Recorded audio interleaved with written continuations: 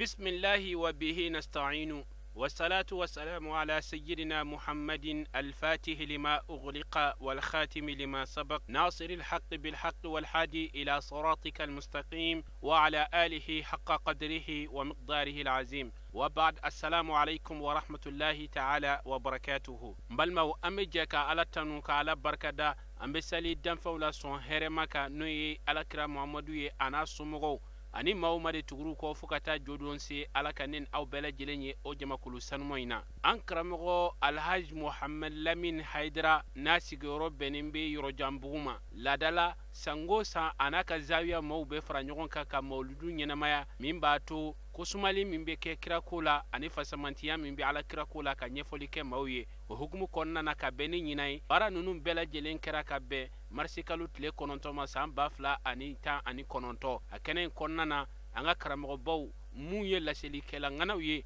a chaman kumbe kenen konna na wala saka sikana maw lakunu ala kirakola ani nafa mumbe mawludu ere anyana mayalila akene kono Sherif la jabarani togoyala min sorolay anga jeka anyamada ofe ambi bela jelen fo ikanalla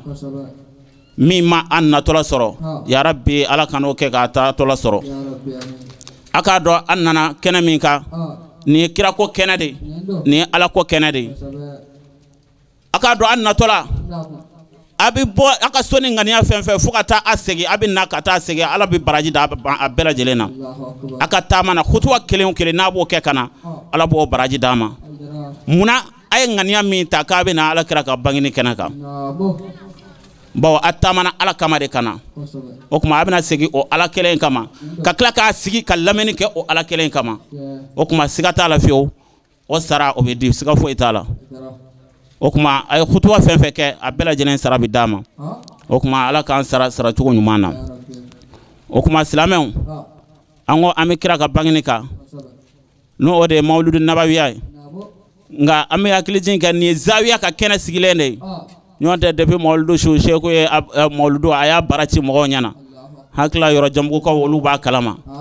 kamne mauludu shu kana dengono shula ayo kena sige ayo ala kira ko ayo barati hanama do nyana ayo foka ala kira mo mini ala kira kanu ya o kuma ni zawiya ka mauludu kerengere lende ka sigi carte kona o kuma ambo o mauludu kenade ka o kuma nan sigira o ala kira ko kenaka o kuma ala kira ay la yini munun ke na ay la yini munun nyini islamo fe o kuma akaka anga do olu da kunya kelengelo kono ko lu fo mo nyana o kuma na alhamdulillah rabbil alamin ne ala kira ka te bado no ode imam ali radiyallahu anhu wa karramallahu wajahu ne sahaba belebele ni ali togofora sirufu bona ni ali togofora akilbe jing ala kira ka bondala o kuma imam ali ala kira o doni o sogona nay imam ali o ya bondar o kuma dondola o imam ali ale rebe ala kira don ni don dan o imam ali chawdo de nana nyininga ako imam ali mba feki nyiningal nanina ikan jabi de mba feki nyiningal nanina ika o jabi de o che nana ay imam ali nyiningal jumena ako ma huwa alwajib wa ma huwa awjab ay imam ali nyiningal ko feñ mende wajibi aklala ka nyiningal tunu feñ mende wajibi aka bonka tema wajibi raka o kuma ni bela jele nyiningal keleni balma ken ye kelen ako flana o jumene aya nyiningal tunu ako ma huwa alqaribu wa ma huwa alaqrab ako feñ mende be no okasrun imam ali ko o kuma feñ men fana be no okasrun ka teme surunyaka ko imam ali mba fe kan jabi ni kuma kan fana na ni nyiningali o ya aflana asabana ye jumene ako ma huwa alajibu ako imam ali ko feñ mende be no o wajibi wa ma huwa alajab feñ mende be no o fana kabako ya ka bonka teme kabako ka ako ma huwa alajibu feñ mende be no o de kabako e wa feñ men fana be no o kabako ya ka bonka teme kabako ereka ay imam ali nyiningal nani nyiningal sabanai o kuma nanna o ye jumɛn de ako Imam Ali ma ako ma huwa as-sa'abu wa ma huwa al-as'ab ako fɛn jumɛn de be no ka gɛlɛn wa fɛn jumɛn de be no o fana ka gɛlɛn ka tɛmɛ gɛlɛya kan ɲininkali dafara nanna ay Imam Ali ɲininka ni ɲininkali nunu na Imam Ali bɛna jaabi ni ɲininkali jaabi fɔlɔ ye jumɛn ako ama Imam Ali ko ama ako wajibi no o de ɲininkali fɔlɔ ni ko ma huwa al-wajib ko wajibi ye fɛn jumɛn de ako wajibi ye fɛn min ye dɛ ko at-ta'atu ko o de ye ka tugu Ala kɔ ka Ala bato ko o de ye wajibi ye jɔn kan o kuma silamɛw Imam Ali ka jaabi fɔlɔ o de ye nin ye dɛ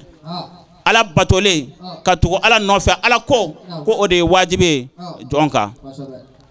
o kuma n'a fɔra ko Ala ko ye wajibi ye jɔn kan o Ala o bi dɔn cogo di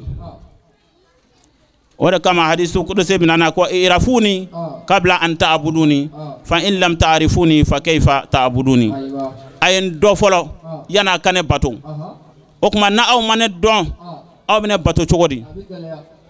o kuma Ala dɔn o de ɲininen do yani ka bato kɛ fɛn o fɛn bɛ yani ka kɛ I ka ɲɛɲini k'a dɔn de fɔlɔ o kuma ni y'o ɲɛɲini k'a dɔn o kuma e bɛ sɔrɔ k'a kɛ cogo ɲuman kɛ o kuma o Ala bɛ dɔnni jumɛn de nbadenw anw ɲinɛna o de kɔ an kɛmɛ k'o de kɛ bolo kɔfɛ fɛn ye bi o ye jumɛn de o de ye kalan ye dɛ o de ye kalan ye diinɛ kalan Ala bɛ dɔn o de ye o kuma an kɛmɛ ka kalan an kɛmɛ k'o bila an bolo kɔfɛ bi ka ɲinɛ kalan kɔ k'a kɛ bolo kɔfɛ fɛn ye lasiya ma Ala ko kalan k'o bila kɔfɛ bawo munna ko sara t'a la ko ni e Ala ko kalan kɛ ni tilala ko baara ti sɔrɔ Allahu akbar e t'a dɔn mɔgɔ min n'o ye Ala ko kalan kɛ ko laysa fihi retraite Ala ko dɔnbaw ko retraite de to o la Ala dɔnbaw ko retraite de to o la k'a fɔ ko n'i bila ka o baara la o t'a la ko I kɔrɔla I retraite la o t'a la kuma o kuma I bɛ ka kɔrɔ ka taa yazdadu ilmuka wa yazdadu nasibaka I bɛ ka kɔrɔ ka taa kuma o kuma dɔnni bɛ jidi ka taa kuma o kuma I bɛ ka kɔrɔ ka taa nin yɔrɔ de bɛ bonya ka taa fɛ an bɛ Ala tandu ka barikada an bɛ dɛmɛ ɲini ale Ala fɛ an b'a wali ɲuman dɔn a ka nɛɛmaw la an bɛ seereya k'a fɔ batuma si tɛ yen fɔ Ala a kelen de don jɛɲɔgɔn si t'a ye lahaliya si la an bɛ seereya k'a fɔ an kuntigi an'an ka nabi ɲuman n'o ye Muhammad ye Ala ka jɔn ɲuman don a ka ciden don nɛɛma ni kisi ni bonya ni baraka caman b'a kan a n'a ka kɔlɛw kan a n'a jɛɲɔgɔnw kan ani mɔgɔ o mɔgɔ tugura o kɔ ni ɲuman kɛli ye fɔ ka se diina ka don ma ya Rabbi Ala ka an fara olu kan o tɛmɛlen kɔfɛ an bɛ bɛɛ lajɛlen fo ni silamaya ka folikan ye n'o ye assalamu alaikum wa rahmatullahi wa barakatuh n'o bɔra yen an bɛ Ala barikada Ala min sera k'a nɔgɔya an ye salon nin waati in na an ye nin kɛnɛ in sigi yan an wulitɔla ko Ala ka san wɛrɛ yira an na alhamdulillah Ala y'o yira an na ka sɔrɔ an ma foyi si di Ala ma caman fana bɛnna ni kɛnɛ in ye salon wolo ma ɲinan t'a sɔrɔ o la an minnu y'a sɔrɔ an bɛ Ala barikada o la k'a waliɲuman dɔn n'o bɔra yen an ka cɛkɔrɔba an'an ka shehu an'an ka karamɔgɔba n'o ye Muhammadul Amin Haidara an b'a fo k'a barikada kosɛbɛ an b'a ɲini Allah subhanahu wa ta'ala fɛ hali bi Ala ka sijan ni kɛnɛya di an n'a ma Ala k'a mɛn an ɲakɔrɔ ale min kɛra sababu ye k'an fara ɲɔgɔn kan nin kɛnɛ in na k'a fɔ an ka kɛnɛ sigi Ala kɛra bonyali kosɔn an ka kɛnɛ sigi kɛnɛ min ni an bɛna Ala kɛra ye o kɛnɛ kɔnɔ nin kɛnɛ ninnu sigi kun de ye adamadenw ka se ka Ala kɛra ye sallallahu alaihi wasallam an yɛrɛ bɛ an ka karamɔgɔ dɔn cogo min an'an ka shehu an mako tɛ foyi si la ni Ala kɛra tɛ sallallahu alaihi wasallam an b'o seereya a ka kow la an b'o seereya a ka ko kɛtaw la wala nay kenen sigi ko abe alakira sallallahu alaihi wasallam ka bonya yira abe alakira sallallahu alaihi wasallam ka fisamantin yira woti bala anna oya ka ko ketaye kabini bimase wala ambe afola ka barakada wala alakira sallallahu alaihi wasallam min ni kenen sigira akama alakira sallallahu alaihi wasallam ka bonya ana ka fisamantinya masiti se ko fo ibi do de fo ibi se ka do de fo min bi ka hakilla walma min bi ka doniyala sino alakira sallallahu alaihi wasallam aka bonya ana ka hake ana ka lahaliya wo dogolende don danfeuna ina fo ala ko yere dogolende don anna cugo minna wala alakira sallallahu alaihi wasallam alemi no kira kana adamadenya kunadiya kana ambo filiwla ka ambila silatege jelenka ka ke sababu ye bonya wo bonya nabi adamadenya la bonya in bela jelen sororani alakira de sallallahu alaihi wasallam wala andi se ka foisi ke alakira ye ambi se ka sara minna wode kama Allah subhanahu wa ta'ala ya nyini anfe ko angato ka salli akan wo salli min namba ke alakira ye sallallahu alaihi wasallam wo fanati fem fara alakira kan abi dode fara aunde ka daraja kan sino alakira sallallahu alaihi wasallam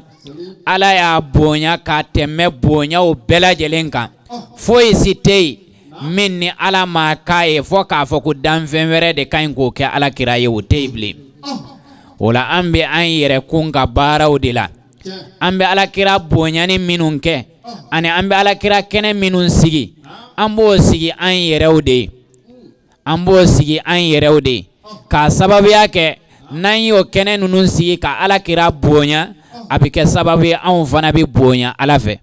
ni ala yi fen wo fen bonya mamin yi wo bonya wo bi fara ma baw kan ka sababu yake ikera ala nyaslan ya join ala ko wa man yu'azzimu sha'air Allah fa innaha min taqwal qulub akum mo min be ala yi fen minun bonya mamin bo bonya wo bi ka ala nyaslan ya defo wo bi ke sababu bi ka ala nyaslan ya join abike sababu ye ibe fara ma baw kan ka sababu yake i ala ka fen baw bonya wala fen foisi tei fen min bonya lende no ala yoro ina fo ala kira bonya na jogo min na wotei a'udhu billahi samil alim min sharri shaitan rajim bismillah wa billahi wa min allahi wa ila allahi wa ala allahi wa fi allah وصلى اللهم على سيدنا محمد الفاتح لما أغلق والخاتم لما سبق ناصر الحق بالحق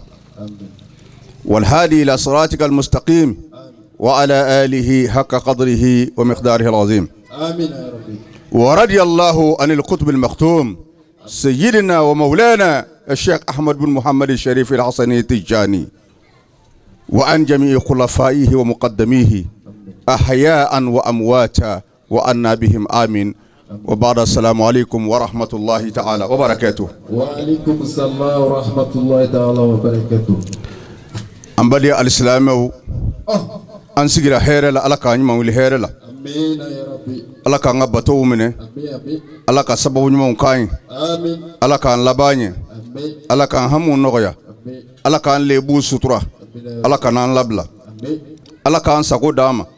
على كان نجني فرقوني. آمين. على كان هنا غتابولا. على كان يافاوما. آمين. على كان هنا أنيرولا. على كان يافان يروما. على كوك على كركما. على كوك شط يعني كما. صلي على رسول. وسلم. أمي لما باجا كلو تشين مسو دمسن ما كورو. أمي بفو الإسلامية كفوكانا. kere kere ma don baga minnu be kene kan ani kalandenw ka bɛɛ don karamandenya la ka bɛɛ fo alisilamɛya ka fo kana foroba foli kɔfɛ an bɛ foli kere kere ni kɛnɛ yɛrɛ sababu ɲuman ye n'o y'an ka sheikhu ye الشيخ محمد الأمين حيدرة الله كان نفنا بركاي آمين أمبي تشباكا كنس جدلا صلى الله عليه وسلم نعم نمبي سبت لدو القرآن كنو نعم كما نغني أدم ولا ندي أنزغلا أحمد البشير كوسون سيدنا محمد صلى الله عليه وسلم سيدنا محمد يرجعني بزر الخلق دانفن بكسه سمانشي بيتا منا نبي فلي دانفن بسمانشي ودي على كراي صلى الله عليه وسلم كتاب تجيبها فوق كلما أراد الحق إيجاد خلقه أبرز الحقيقة المحمدية من أنواره ثم سلق منها الأوالم كلها ألوها وسفلها على باكا مسيالا كلي يا سورة فويتي على كلمي أكم مسيالا ما منا على يا الله نيني كوابي في دانفي ونغا كي أي مونيكي محمد حقيقة محمد يري محمد أوريجينال ko ala ye ayere noro aye ayere noro dodeta o ya soro fen foi tei folo ki bi feminta ka gla ka ke fendo yi ni bitoin fendo de taraka gla ka ke aye téléphone macher do de taraka gla ka ke aye duguma kolo fendo de taraka gla ka ke dugu kolo yi hadama deun feno de taraka gla ka ke hadama deun yi ni ya ye bi fen fen gla o ka soro fendo de be bi min ta ko gla ka kai ala kra hakika bi gla mamina o ya soro foi ti ala baka masaya kono ala kili muhammadu hakika ayo bo ale ala yere noro de la summa salaka min hal awalima inyebe fen fenna san fen duguma fen nyana manshu ala ka soro ka bela jele gla kabo onoro keleina ulu waha wa suflaha minum be sanve minum be duguma kuna ndi kuna ngo jema fima ni megla la kabo fejmena macher min tara ala fa ka gla ka ken bela jeleye o ye muhammadu noro di sallallahu alaihi wasallam okoso ko do ba fo ko fango fe mabo ala kirala o tei ni fɛn fɛn ye o bɛɛ bɔra ala kira la wa danfɛn bɛɛ bɔra ala kira la hakikatan a tiɲɛ ye min ye bɛɛ bɔra ala kira la bɔ ala kira ye fila ye ka bɔ ala kira la fila de do n ko fila de do fɔlɔ fɔlɔ o ye alamu zarra ye k'a sɔrɔ foyi tɛ yen an bɛɛ bɔra ala kira la bɔli fila la sirifin ninnu o ye a nana n'a farikolo ye dugukolo sanfɛ minnu bɔra la n'a bɛ fɔ olu ma ko alul beiti ala kira ka sokɔnɔ mɔgɔw o ye ala kira bɔnnaw ye an bɛ boli boli la minnu nɔfɛ nka hakikatan yɛrɛ la bɛɛ de bɔra ala kira la fɛn fɛn ma bɔ ala kira la o tɛ yen o kosɔn ciba yɛrɛ b'i kanto yɔrɔ dɔ la a b'a fɔ ko inna allaha khalaqa nura nabiyyika صلى الله عليه وسلم إن أول شيء خلقه الله نور نبيك ثم جعل ذلك النور يدور في قدرة الله إلى ما شاء الله ولم يكن إذ ذلك لوح ولا قلم ولا سماء ولا أرض ولا جني ولا إنسي ولا شمس ولا قمر ولا جنة ولا نار ولا أبيض ولا أسود ولا أحمر ولا أمام ولا خلف ولا فوق ولا تحت ولا ولا ولا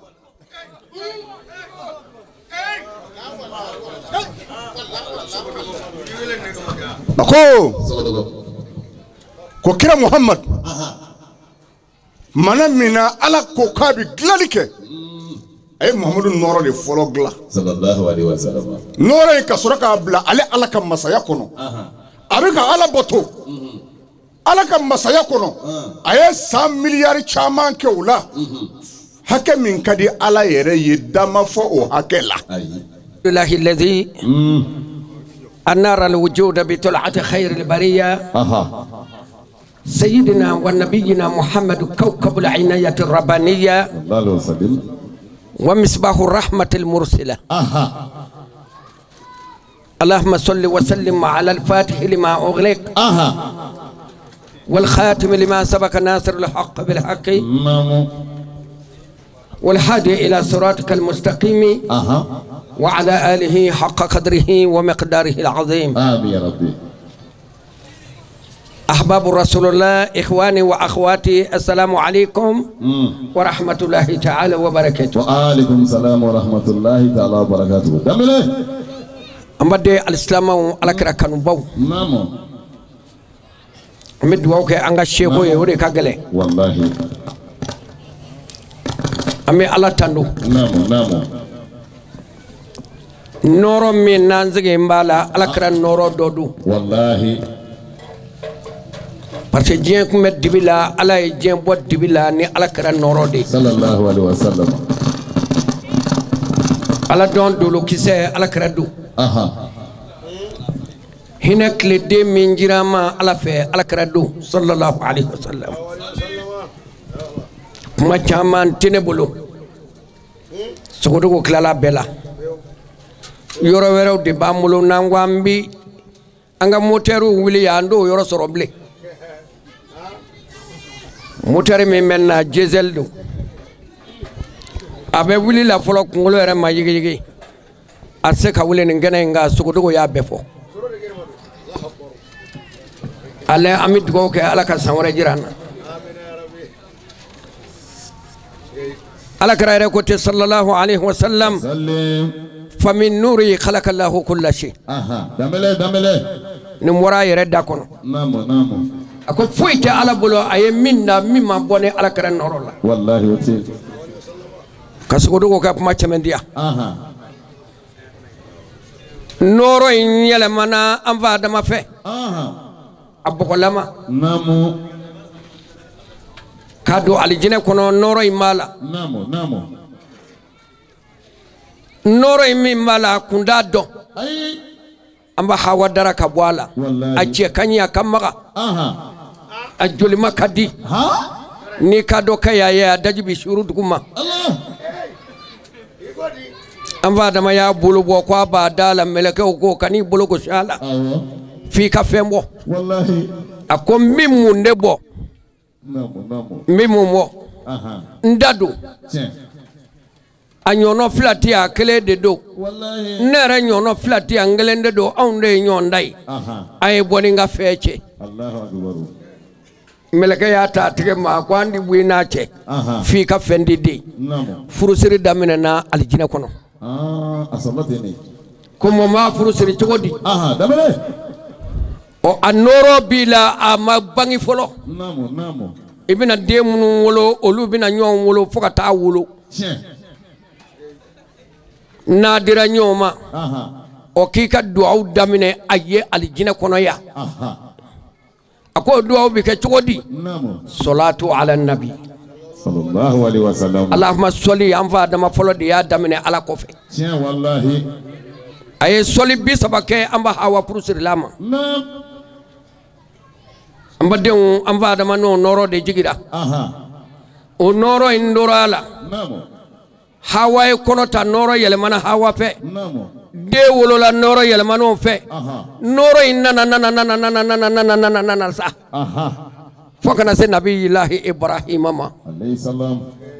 naw ya ibrahim taraka bla tasma kono kwa masi tasma mase ka jeni famina ajli nuri muhammadin sallallahu alaihi wasallam damale mbip masurunya noro borola yele mana ismaila la ismaila e de munu wolo olu ye noro didi nyoma fokana se hashimu ma wallahi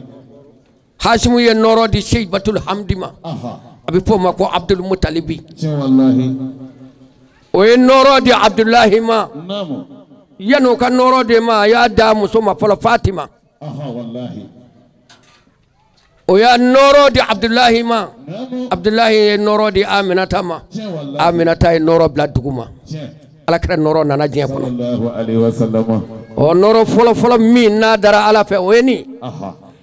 Umaru yɛrɛ b'o fɔ an ɲɛna اللهم صل على سيدنا محمد السابق للخلق نوره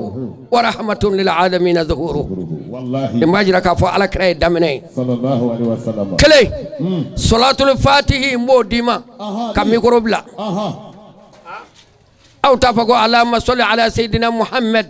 الفاتح لما أغلق دس ولنكم مجون لا نقول دس ولنكم مجون لا ayi da yɛrɛ de sɔgɔn bɛ ala dala koyi a kɛ kun bɛ ka da de sɔgɔ a yɛrɛ dala ye foyi t'a bolo foyi t'a yɔrɔ dɔn a yɛrɛ de kun b'a yɛrɛ kala siɲɛ a b'a yɛrɛ bato ye sa miliyari sogodogo da sera a ma ala yɛrɛ b'a yɛrɛ bato mɛ a ye kira nɔrɔ dali min kɛ ka bɔ a yɛrɛ nɔrɔ la ala kira yɛrɛ ko amma ko ale san 200 kɛ a bɛ k'a fɔ subhanallah subhanallah ala ma o y'a sɔrɔ foyi tɛ yen wallahi wallahi ɔ n k'a fɔ n ko da sɔgɔ n kun bɛ ala da la jɔnni y'a da yɛlɛ ka bɔ a da la ala kira sallallahu alaihi wasallam al-fatih lima ughliqa a kɔrɔ de ye nin ala kira de da yɛrɛ ka bɔ ala da la o mɛna ala yɛrɛ da ne m'a fɔ dɛ o mɛna ala yɛrɛ da bari ala yɛrɛ ko inni kuntu kanzan makhfiyan lam uraf hɛrɛ dogolen damadɛngɛ dogolen ne ala de kun don ma yɔrɔ dɔ ko n bɛ yen a ma dɔn ko n ye ala ye n jɔra a kan min kɛ a ka dɔn ko n bɛ yen ko n ye ala ye fa bi ka uriftu Muhammadu ne donna ni e de ye o kumana jɔn ye da yɛlɛ ka bɔ ala da la ala kɛra tɛ wa sallallahu alaihi wa sallam bismillahi wassalatu ala rasulillah silamɛw kɛnɛ in wasalen don nin ye sherifu ka kɛnɛ ye a sheikh Muhammadu Alamin Haidara ala teri don ala gundo ɲɔgɔn don ala ka waliyu don wallahi a tɛ foyi fɔ diɲɛ kɔnɔ yan a tɛ foyi fɔ ala ye diɲɛ kɔnɔ yan ko ni ala tɛ sɔn o ma wallahi jawara ala teri yɛrɛ min n'a b'a ɲini a sigilen filɛ a y'a caman fɔ ala ye ka caman kɛ ala ye anw bɛ min ɲini a fɛ gundo min b'a ni ala cɛ ale yɛrɛ de b'a dɔn an ka jamana sɛgɛnnen don an ka jamana tɔɔrɔlen don a ka dugawu kɛ jamana ye jamana ka se ka bɔ bolo la a ka dugawu jaabi anw y'o nɔ caman ye a la anw y'o kɛwale caman ye a bolo ani ala cɛ ka ɲi kojugu donc ko dulonnen bɛ mɔgɔ minnu na minnu y'an ka sababu ɲumanw ye n'an y'olu don an ni ala cɛ ala bɛ sɔn Bani Hashimi an bɛ segin k'a f'i ɲɛna dugawu kɛ an ye i ka dugawu kɛ an ka jamana ye an ka jamana sɛgɛnna an ka jamana ɲanina anw yɛrɛ bɛ cogoya min na anw de tiɲɛna anw man ɲi an ma sira ɲuman yira denw na o de ye den bɛɛ halaki ka den bɛɛ ta tiɲɛ an ɲinɛna an yɛrɛ kɔ an ɲinɛna lamɔ kɔ an filila an yɛrɛ ma kunun e ye lamɔcogo ɲuman sɔrɔ e ye den min sɔrɔ e y'o lamɔcogo tiɲɛ k'o to tubabuw bolo o kosɔn den bɛɛ kɛra dɔrɔgutala ni dulɔminaw ye nka ninnu ka duwawu bɛ se k'a dilan et surtout an bɛ kalo min kɔnɔ ni Solomani Danbele bɔra k'a fɔ an ɲɛna ala ye ala kira bonya nin kalo in kɔnɔ ni cogoya damadɔw ye wagati n'a koron kama arajama juma su fɔlɔ an b'a Aminatu lajɔra ala kira la sallallahu alaihi wa sallam o ye bonyaba ye ala y'o di ala kira ma o kosɔn ala ko rajab shahrullah ko rajaba ye ale ala ka kalo ye Flana kira ka sanayelen don nterike bɔra k'a fɔ aw ye sisan ala ye nabi ɲuman 124 bɛɛ fara ɲɔgɔn kan Baitul Maqdis la k'u ka t'u jɔ arana k'u ka ɲɛmɔgɔba Imamul Mursalina wa Imamul Anbiya Muhammadu Rasulullahi sallallahu alaihi wasallam kiraw ni nabi ɲuman bɛɛ ka ɲɛmɔgɔ k'a bɛ sira la ka na k'u ka taa kunbɛn yen nɔ a bɛɛ taar'i jɔ arana ka alakira makono sallallahu alaihi wasallam akana du cela uku yere yira ala uku yere présenter la ina fo ni président bora avion kono ka ministre jolento ani ambassadeur ni mbafo ne atoidi Kenya ambassadeur ne Côte d'Ivoire taye ne Niger taye ne nintaye olubo fo tuka bina de nabi nyama bebe ka fo ne de Nuhay ne de Isa ne de Ibrahima ne de Yakuba ne de ninye ube ku tege de alakira ma ku présenter alakira la kelen nin kɛra alakira ye kalo min kɔnɔ o de ye nin kalo kelen ye o kosɔn ala ko kalo in y'ale de ta ye ala y'o bonya di alakira ma bonya filanan k'a ta sanfara fɔlɔ la fa wolonwula a ko mɛlɛkɛ bɛɛ ka jɔ arana ka alakira makɔnɔ ale bɛna alakira reçoit bi su in na mɛlɛkɛ bɛɛ y'a pari k'a labɛn k'i kasa diya k'i yɛrɛ majigin alakira Muhammadu ye sallallahu alaihi wasallam n'a bɛ ka tɛmɛ yɔrɔ minnu na olu bɛ salatu kɛ alakira kan fo ka taa fɔ ko alakira sera yɔrɔ la danfɛn ma deli ka se yɔrɔ min na ne ka cɛ y'a tigɛ ye sogodogo ye kuma dɔ fɔ ko ala ye diɲɛ dɔnniya bɛɛ lajɛlen di alakira ma a y'a di alakira ma don min su o y'a ka sanayɛlen don su ye ani ala sele ala ma ni ala kama Muhammadu i sera ma n fo o yɔrɔ la alakira y'a kunkolo jan sanfɛ a ko fɛn dɔ bɔra sanfɛ ka tɔni ale nɛn kan ko fɛn tɛ diya mɔgɔ nɛn kan k'o fɛn bɔ tuguni ayi ale kelen k'o kunu fɔlɔ mɔgɔw ni labanna mɔgɔw a bɛɛ lajɛlen kan dɔnniya ye ɲɔgɔn sɔrɔ ale alakira Muhammadu la sallallahu alaihi wasallam ala sɔrɔla k'a fɔ a ye n fo Solomani Danbele bɔra k'a fɔ aw ye sa alakira ko ala n'i ko ne k'i fo i fo cogo ɲuman bɛ ne bolo mais hakɛ bɛ a la ala ko n fo dɔrɔn Allahu akbar o yɔrɔ bɛɛ la alakira ko a ma atahiyatu lillahi ala n'i ko ne ka e fo foli caman bɛ e ye azakiyatu lillahi saniya caman bɛ e ala de ye atayibatu salawatu lillahi sali kɛcogo ɲuman bɛɛ lajɛlen bɛ e ala de ye saliko ɲuman bɛɛ bɛ e ala de ye o diyara ala ye kojugu ala ye alakira jaabi a ko cogo di a ko assalamu alayka أيها النبي ورحمة الله وبركاته السلام عليك كشبك تائك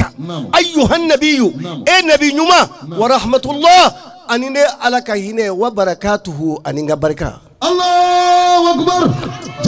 على كرا صلى الله عليه وسلم كما إن جرى نندو علىكو السلام عليك كشبك تائك لنبودك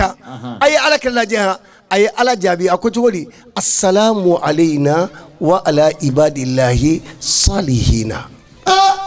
ako ala iko kishibe ne ka tiɲɛ don dɛ mais assalamu alayna kishibe kana anw nabi ɲuman 124 bɛɛ lajɛlen ye ani kira 313 wa ala ibadillahi salihina ani ala ka jɔn ɲuman bɛɛ aw ni ne anw bɛɛ b'o kɔnɔ bijou an bɛɛ lajɛlen bɛ nin kɔnɔ wallahi jawara melekɛw ko yɔrɔ la bi de sa nashhadu an melekɛw bɛ seereya an la ilaha k'a fɔ ala wɛrɛ tɛ yen illallah fo n'a kɛra ala ye wahadahu a kelen pe la sharika lahu jɛɲɔgɔn t'a la wa nashhadu bi an bɛ seereya anna muhammadan k'a fɔ muhammadu min filɛ ala bolo ye abduhu ala ka jɔn don wa rasuluhu ana ka ciden sallallahu alaihi wasallam jawara o de kama bi k'a ta bi fo ka taa bila tile 10 n'i ko subahana alhayyu alqayyum dɔw b'a fɔ ko subahanallahi alhayyu alqayyum mais ayi dɛ min sɛbɛnnen don subahana alhayyu alqayyum subahana alhayyu alqayyum siɲɛ 100 sɔgɔma o sɔgɔma fo ka taa se arajaba kalo tile 10 ka bɔ tile 10 na ka taa bila tile 20 na subahanallahi al-ahadu samadu subahanallahi al-ahadu samadu ka bɔ 20 na ka taa bila 30 la subahanallahi ar-raufu subahanallahi ar-raufu n'i ye nin tile 30 dafa a fɔ cogo la ina fa ɲini min fɛ cogoya min na tile 30 don I ye fɛn fɛn kɛ I ni Ala cɛ Ala b'a bɛɛ lajɛlen yafa wa don n'i ye fɛn fɛn ɲini Ala fɛ Ala b'a bɛɛ k'i ye Ala kira Muhamadu kama sallallahu alayhi wa sallam.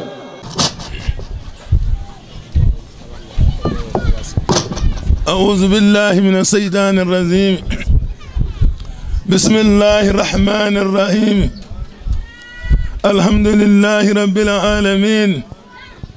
تنبأ عليه o muraw bana ngati kuma ko atinye doni foko maru tilala o kuma na o tilala o matla de dobe mina mun fo ayi be ko mbu fo de ayi do fo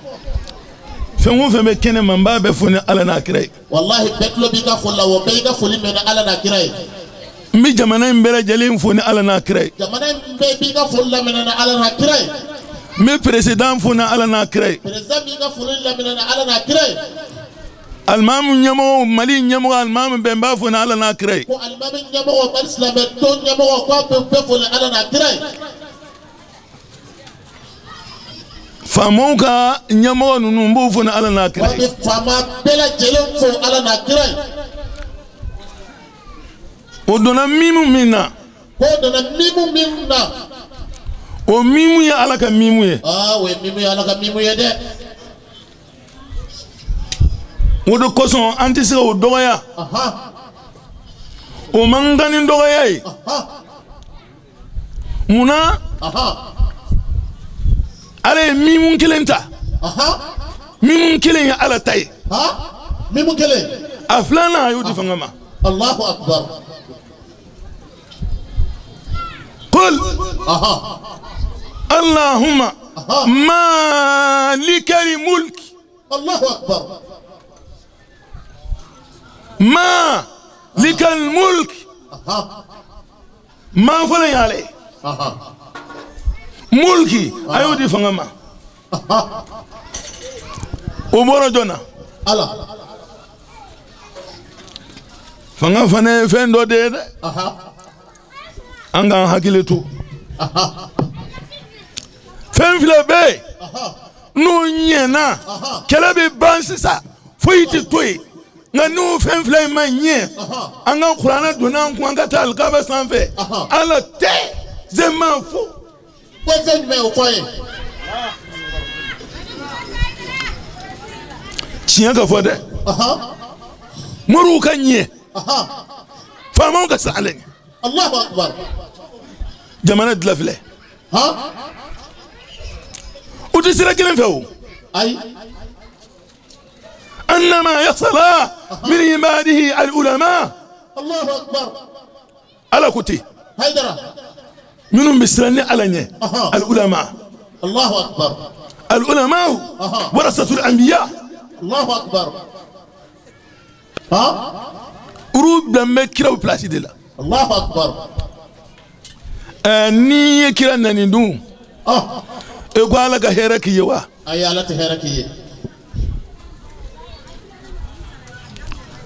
ala etloma mindo ni ya tige dun e ko ka sigi sumana wa ay ti sigi sumana we fangai Allahu akbar nin filaka kan boye Allahu akbar hakile be tora nga fanga ka bunya akado akabunya kalvalendo alimu ndema Allahu akbar alimu ka bunya kalvalendo ala kira dema sallallahu alayhi wa ala kira ka bunya kalvalendo ala yarama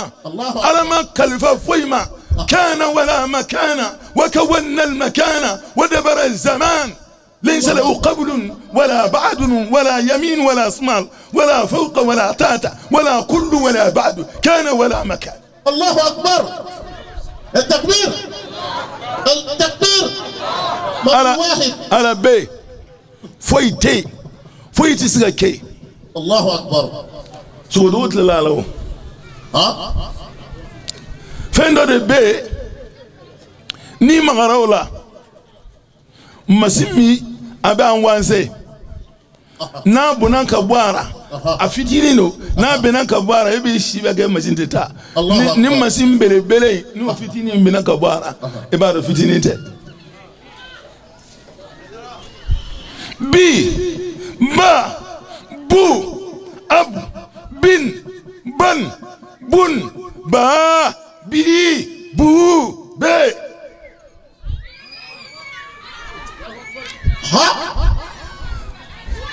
ni ko alta ala kirafe ni fo kun yesi be mun nay e ba ni fo muna an ba fo la rokana to ko a b c d e f g bon côté a b c d e f g allah akbar o fay o bi kele no fo ka ke mo de fede allah akbar ala ina bila adama datuma mi subina ko sa no tambi ta na idoni wallahi na mina adama datuma mi na dlala na ya do ay adama ye tiri ta tegerawo ay tege ngele ne tundo tiri sundara tiri ku tegena ay tiri kundara allahu akbar ala ma tiri do ara ako ahmad adama etene ala don fieu tega min ya di ma fo ka jenne ala ye adama ya tega nja agiyele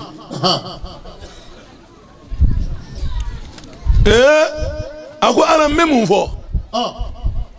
ako aboye ralan tafi allahu akbar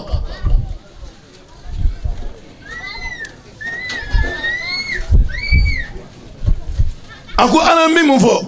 ako aboyere la ndafi allahu akbar waka aboyere la tafo usmana adama ya tega jatuma mi daga ngele do ako ako adama ma i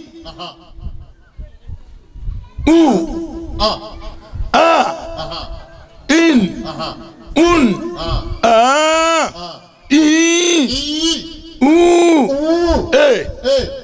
tiri kelen nara ba bi bu ab ban bin bun ba bi bu be tiri kelen nara allahu akbar za zi zu az zan zin zun za zi zu ze tirgelen lala allahu akbar da di du adi dan din dun da di du de tirgelen lala allahu akbar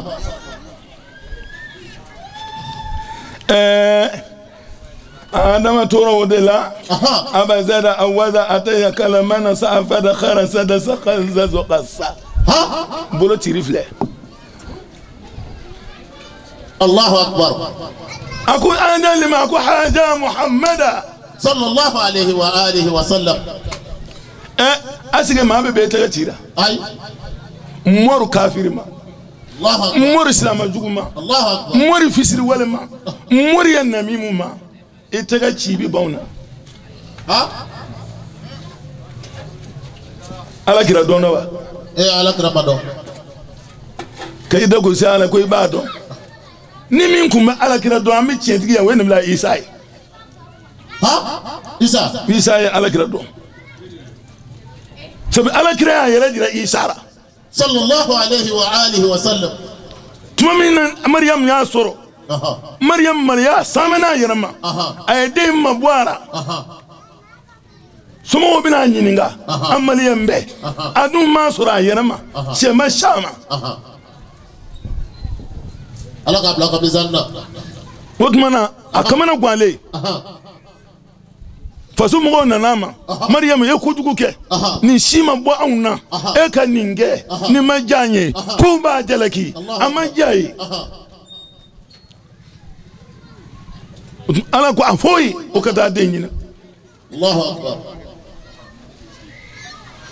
denye don denye dem tsara todi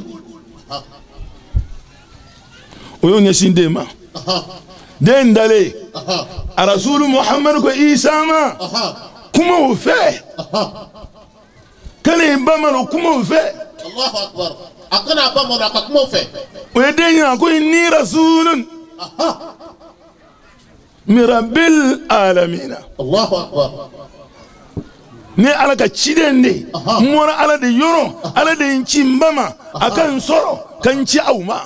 Allahu akbar nga miya fai kan nendara ala kira nana adaturu isa nenga ka soro kira be kira yara ala yere fe foi tunte anana kuma isa fe isa ala kira fle ala kira anyatu anengu natuma mina aya nyeshi sama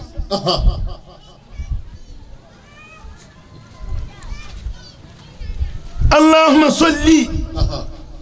على شر بشن في شر بشن بشر بشن وسلم على نور بشن في نور بشن بنور بشن عدد ما في علم الله صلاة وسلاما دائمين بدوام ملك الله الله أكبر ويا حق صل وسلم على النبي الحق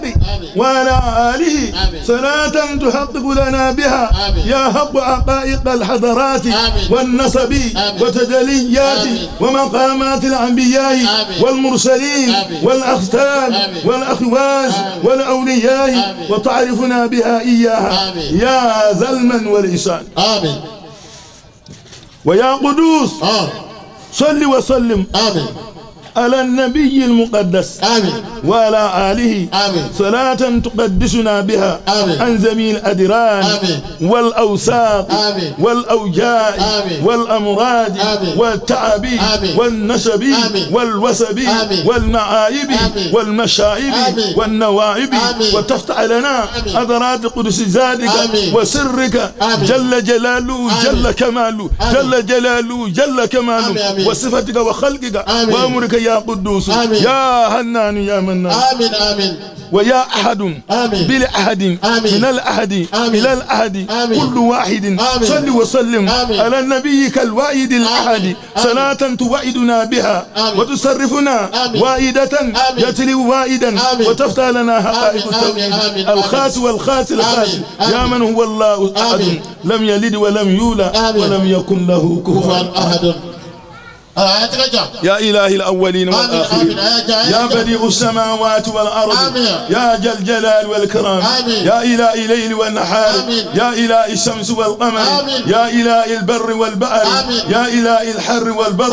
يا إله السماء والأرض يا إله الملائكة والروحانيين والجن والشياطين والإنس وجميع الأشياء كلهم نسألك بجاه نبيك وأبيبك وشفيك وأمينك وخيرتك محمد رسول الله صلى الله عليه وسلم أن تكشف عنا عاج القربى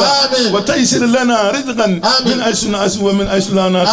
اللهم آتنا خير الدنيا وخير الآخرة وادفع عنا سر الدنيا وسر الآخرة وسر خلقك أجمعين اللهم آتنا خير الدنيا وخير الآخرة وادفع عنا سر الدنيا وسر الآخرة وسر خلقك أجمعين اللهم يا من أظهر الجميل وستر القبيح ويا من لا يؤاخذ بالجريرة ولم يعتق سترة ويا عظيم العفو ويا أسنة تجاوز ويا باسط اليدين برحمتك ويا سامع كل نذوة ويا منتهى كل سبوة ويا كريم صبي ويا مقيل الأسرات ويا متدى بنعم قبل استحقاقها ويا رباه ويا سيدا ويا مولاه ويا غاية الرغبة نسألك رد عنايتك من كل مصائبة في الدنيا والآخرة ونسألك الخير كله في الدنيا والآخرة ونستعيرك من جهنم ومن عذاب ونسألك يا الله ونسألك يا الله ونسألك يا الله ونسألك يا الله أن لا تسوي خلقنا ببلاء الدنيا ولا بعذاب النار إسلام أيام غوفو منك الداية أيام فو على دي بيسيك ما صون على دي بيسيك بلا على كان بمغود فبأن مللت إمن سنة أخرى لسلسلقي فسجد نقر وأده لس جمتد تمق أم نجم مخرم مننا وكالمرب توقف بسل أخته أخلا أفهمك كن للفن يا رب مرسلا أعجت الفسق أمجنس قبضة خيس كم سرع سقنا بسعيدا فقد مستيت لا يختف بغسل من أقسم الله محمد كن